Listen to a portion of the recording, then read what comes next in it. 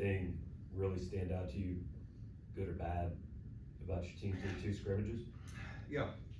First, I just want to say, I really appreciate y'all covering our team and spending the amount of time that y'all do coming out there and watching individual. And I know it can get frustrating because, you spend all that time watching individual and you don't get the opportunity necessarily to watch scrimmages.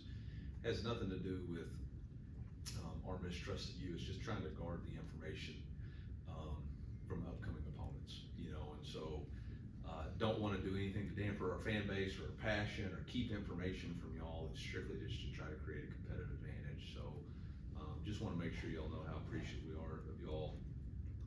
As far as today's scrimmage, it's some good, some bad, some hard to tell until you really watch the tape because you're just going from situation to situation. There's no real breaks. Defense started fast versus the one, and most of the time I'm speaking from generalities with the ones, but the one defense started really fast. We put the ball in the red zone. They held the both field goals versus the one offense. And then 2 offense. Drew Pine had a big time touchdown throw to Josh Manning in the red zone. I thought that was good. We flipped it. We went backed up. Defense went down there and held them, went 3 and out. 2 offense went out there and gave up a safety. So, defense did a really nice job there. And then the momentum kind of switched. Offense came out, got 2 first downs in the backed up, so they won that. Then we went to the open field and, had a couple of big time throws and catches from your typical guys. Josh Manning, I think, had 6 catches for about 100 yards today, 2 touchdowns, so he had an unbelievable day. As far as running the football, we moved Austin Dindy over to running back, and he had an outstanding day today. I think he had about 80 yards and a touchdown, so really proud of him and him doing that. On the defensive side of the ball, we didn't have any takeaways today, which is good for the offense, bad for the defense. Had opportunities, had a ball on the ground, had 2 dropped interceptions, so we got to get that cleaned up. I think Blake Craig missed 1 field goal in his opportunities, 1 of the end of half field goals. So overall, it was a good day. I'll open it back up for questions. I don't know if that answered your question or not, Gabe, but yeah. Eli, on a similar note, what's the progression been like with the football you've seen your guys play from week 1 of fall camp to now? Yeah, kind of like I told y'all last week, it's about eliminating bad football. It's about cleaning up penalties. It's about getting alignments right. It's about being fundamentally sound. It's about executing the calls. And you've seen progression and growth. I think the ones are progressing about where you want them to be. And there's guys that are really catching our eyes at the 2s and the 3s. I think there's some freshmen. Trajan Greco is a guy that's really stood out. Jeremiah Beasley's really stood out as guys who can find a role, whether that's on special teams. So it's been good. Brett Norfleet's dealing with a little bit of an injury. He's been out. So with Hafer and Jude James have gotten a ton of reps and continue to show that they're continuing to elevate their game, which we'll look back week 5 and 6 and we'll be really appreciative of. Jordan Harris is dealing with a little bit of an injury right now. Neither one of those guys should miss any significant time. I think we'll have both of them back by the end of this week, into next week. You already talked about Josh Manning. If you remember the 1 scrimmage that we did get to attend, he was the offensive. It was called the spring game. Spring game, the offensive MVP. The defensive MVP of that game was Caleb Flagg. How have you seen his progression go throughout the offseason, and what kind of role is he going to serve in once games begin? Yeah, Caleb's been playing that boundary safety position. He's been very consistent. I think he does an excellent job for us on special teams.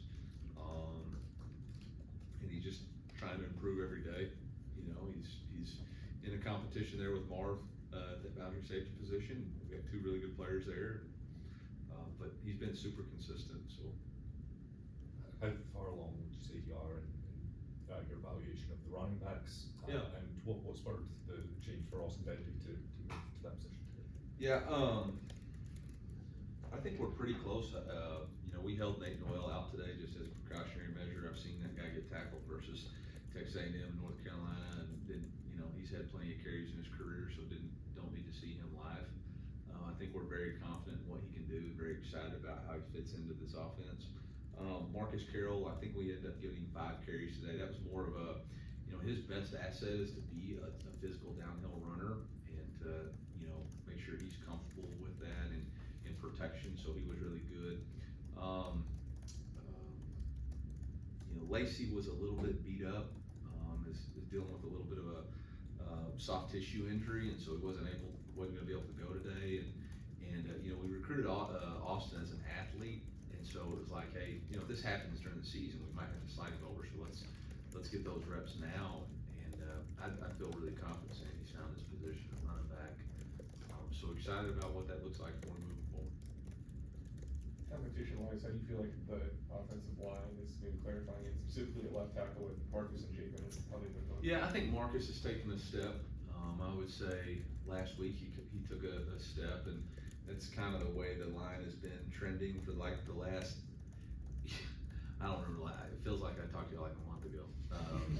But since the last time we met, I think Marcus has taken all the reps with the ones at the left tackle position, and that position is really starting to gel. That doesn't mean the competition is over by any means. We'd like to see some game reps with different guys, but that 5 right now is building some continuity and some chemistry. So When we talked to Marcus yesterday, he said your all's pitch to him was kind of, hey, we need, one more piece to this puzzle. Yeah. When you went into the portal this year, was there more of a, hey, let's focus on this year, guys who can help right now this year, because of the situation your team is in? We're always trying to win right now. And you try to build your team. We build our team through high school recruiting, and then we supplement what we need through the transfer ranks or junior college ranks. The number one thing for us was open competition, and obviously Marcus was a heck of a player. And for us to be able to add that, we wanted to be delicate because we felt like Caden could also play left tackle, and he played all spring. But when he came in and was like, look, I'll do whatever for the team to help us win, that really provided us the flexibility to go get the best player available out of the portal. And that's just hats off to his unselfishness, and what kind of teammate and player Caden is. And then, I think Marcus tried to sell us more than we sold him. Coach, we talked to Nick Deloach yesterday, and seeing him getting into some work with the twos and things like that, and even maybe a couple reps with the first team. What has he done well this fall camp? Yeah, super explosive athlete, very consistent. He's gotten a lot of reps with the ones. Him and Toriano rotate quite a bit. He's got great man-to-man skills. He's a really good athlete, can run, very smart, instinctual player. He doesn't have a ton of confidence because he hasn't had to do it on the main stage. But like we've told him, if you can cover Theo Weiss, Mookie Cooper, Luther Burden, Kai Miller, Josh Manning, and Marquise Johnson, you can cover anybody. And so I think that has built his confidence Coach, and skill set. Talking to some of the wide receivers this week, it's clear that they're a very connected group.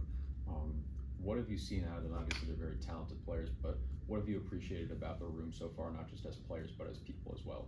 Yeah, I actually went for a walk this morning and was thinking about just the team and the makeup of the team, and man, I cannot say how fortunate we are for Theo Weiss.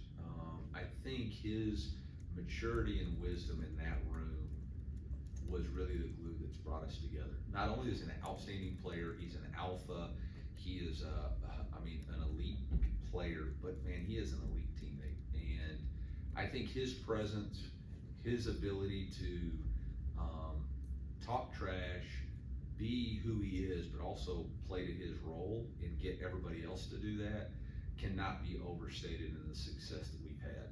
And to have him in that room and for him to come back again this year, I think has really been the catalyst for the togetherness, the unselfish nature, the willingness to block down the field, the willingness to do all the dirty work, and make plays.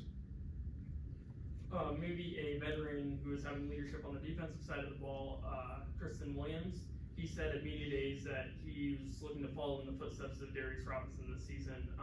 How's he looked so far in camp, and do you believe that he can fulfill that duty? Yeah, you know, I want everybody to be their own player. You know, Christian Williams, God's given him a great ability to play the game, and plays with a great motor, great pad level, is a unique player. Where we want him to try to emulate what D-Rob was the leader D-Rob was on the defensive side of football. You know, a coach player, a guy who prepared the right way, a guy who held his teammates accountable. But as far as playing standpoint, Christian needs to be Christian, and then, you know, emulate the leadership. And that's really the challenge we issued to all the seniors. It's not, we don't need them to replace any of the talent that we left. You know, that's up to them to be their own story and write their own story, run their own race. What we needed is who's gonna be the demonstration of toughness and commitment to our football team every day, like Cody Schrader, who's gonna be the coach me coach, separate themselves with preparation like Darius Robinson, who's gonna be Mr. Consistent like Chris Abrams-Drain and JC Carlisle. It's like, those are the traits that we have to have, and I think so far those guys have really tried to do that for us. Coach, you said about Blake Craig before camp started that he's gonna have to make some kicks. You just talked about missing one right now. Overall though, how do you think he's been doing throughout fall camp? Yeah, I mean, I said he made all but one, and I think he probably had at least 7 kicks today. So 6 out of 7, sure, I'd love to be perfect. You know, I think that was a 51-yarder at the end of the half is the one he missed. So, you know, not down at all. You know, it hadn't been perfect. He's had some days where he's missed some kicks that, you know, we gotta make, but overall, he's battled back. I think the biggest thing that I've seen is his mental toughness. You know, it's you miss a couple of kicks, man, it's tough, and he's just been out there and kept working, keeps his head down, and you know, drilled the next opportunity that he had from 51 on the left hash, and then made one right there at the end of the scrimmage. So I'm proud of him. He's doing what we needed to do. If you talk about left tackle and running back kind of becoming a little more clear, I mean, if you've got, I guess, 26 spots, if you include kickers and return guys, how many do you truly feel like you aren't sure what you would do if you played tomorrow? Yeah, I you know, so much now for football is different just because of the rotational amount of players. You know, really besides quarterback and offensive line, everybody else is playing snap counts, you know, and so I feel pretty confident that we're too deep in just about every position. I think Drew Pine had a really good day today. I know he got some pressure, but throwing the touchdowns that he did today, the way he handled the 2-minute drive, you know, I feel really good about that position, and you know, even at running back, even at tackle, you know, Javen Richardson can play. So I feel really confident. You know, for us, it's about continuing to establish that competitive depth in special teams and making sure that, you know, 35 through 50 are able and ready to win in the SEC. How much of a case is Ja'Kai Line making to be part of that rotational part? Yeah, I think, you know, I know he had a sack today. I think he's been very consistent. I don't know, you know, we'll see. That's a really deep room, but he consistently makes the plays that he needs to make. He's where he's supposed to be in the defensive scheme. But that room's a challenge. That room's going to be a real challenge to get on the football field. You know, fall camp and the scrimmage today, you know, what have you seen from your defense and Coach Platoon that really kind of has you excited for the season? Yeah, I think just the effort that they've been playing with. I think those guys have really decided that they're going to run to the ball. They're going to play really hard. They're going to empty the tank because they know they've got guys behind them that can come in and continue to play relentless for 4 quarters. I think he's been really aggressive, and they forced a lot of turnovers. You know, I mean, early in camp, we were turning that thing over at a high rate. I think they've really focused on their strikes on the ball. They didn't get one today, but like I said, one came out. There's a lot of attempts on it. What are your thoughts on the potential probability of the SEC having mandated injury reports week to week? I think it's a great thing. I mean, we were doing it last year just because I think transparency within a program, you know, to try to eliminate people needing information, especially when we're talking about betting. I mean, obviously that's what this is for. I think that's a positive thing. I don't know that I will say having to give it out Wednesday night, Thursday night, Friday night, and Saturday seems like a little bit of a to-do list there. I guess I'll turn that over to my trainer. But whatever they think is best, we'll do. If it keeps the shadowy figures out of the locker room and then I'm all for it. To be cynical, how could you trust everyone to be truthful with those reports if they are mandated? Or do you worry about that at all? I trust the head coaches in this league. It's pretty straightforward. You're either out, probable, questionable. And, I question whether or not my guys are going to play every week. So. With Daniel Blood, how have you thought of the job he's done this camp, and where has he grown since his time here? Yeah, he's been really good. Very consistent, yards after catch. He had, I don't have the number of catches here, but I know he had several catches and been doing a great job with his punt return. So just another utility guy. It's been really good. Who else has stood out to you at kick and punt returns besides Blood? Yeah, so punt return, we've had Luther, Theo, Daniel, Marquise, and Courtney Crutchfield, James Madison all repping. I think we have a pretty clear idea of what the top two will be. I think, but we're going to continue to rep those guys. Kickoff returns a little bit different. Obviously Marquise, we use Josh Manning to give him a look at it. Trevez has been back there, Kewan Lacey, Nate Noel. So, that's an emphasis for us to try to improve on the kickoff return unit, utilize the speed that we've recruited and the depth that we've recruited to utilize that play for our success and make people defend us. Got time for a couple more. Eli, at this point in fall camp, have you started to see this year's leaders kind of start to separate themselves from the pack with the qualities that you're looking for? I think the thing that's so cool about this team is there's a lot of leaders. There's really a lot of leadership on this team. You got a lot of guys that came back, and it's different. Joseph Charleston's a little bit more like KAD. He's just been super consistent, showing his improvement, but he's definitely leading that safety room. Trevez has really stepped up in his leadership role, and not only on the field, but off the field with his spirituality. So that's been really cool to watch that. But this is a close-knit football team that understands the standard, and they are unafraid to call each other out when it's below the standard. So I think it's been impressive, and obviously you got a returning captain in Brady Cook. You got guys Christian Williams, who have a ton of leadership. Chuck's been playing football since, I think, when's the first year? 1839 here. He's been playing since then. So yeah, they know what it's supposed to look like, and when it's not, I call it out. They have my back.